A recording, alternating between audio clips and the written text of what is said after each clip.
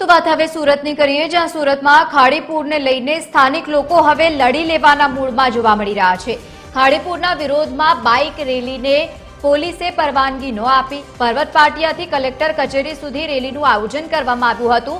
Rally અટકાવાતા અનેક સ્થાનિકો કારમાં કલેક્ટર કચેરી ખાતે પહોંચ્યા છે। 15થી વધુ સોસાયટીઓના રહીશોએ આવેદનપત્ર આપી અને રજૂઆત કરી છે। માંગ નહીં સંતોષાય તો ગાંધીનગરથી દિલ્હી સુધી આંદોલનની ચીમકી ઉચ્ચારવામાં આવી છે। છેલ્લા 10 વર્ષથી ખાડીપુરની સમસ્યાનો કાયમી ઉકેલ હવે આવે તેવી લોકોએ માંગ કરી। અમે 10 વર્ષથી આટલું બોલીએ છીએ, એ લોકો કેમ નથી સાંભળતા?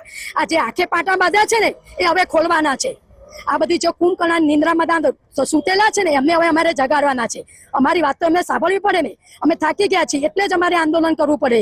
અમે લોકો અહીંયા 300 રો હાઉસ વાળા શિક્ષિત માણસો છીએ। અમે કંઈ એવા નથી કે અમે ખાલી મીડિયામાં આવવા માટે અમે આ બધી જાહેરાતો કરીએ છીએ।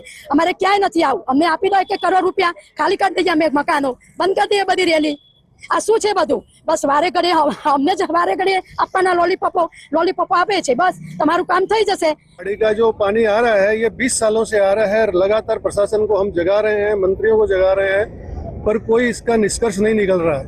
अभी इस महीने में 3 बार आ गया है, तो उसके लिए हमें मजबूर होके प्रशासन की निद्रा को जगाने के लिए हम इकट्ठे हो रहे हैं और इसको लंबे समय तक इसको यही करेंगे जब तक ये उसका डाइवर्जन नहीं करेगा। इसका निष्पक्ष और वो निष्फल और नहीं होगा कार्यक्रम, तो हम लगे रहेंगे, चाहे 10 साल लग जाए हमको।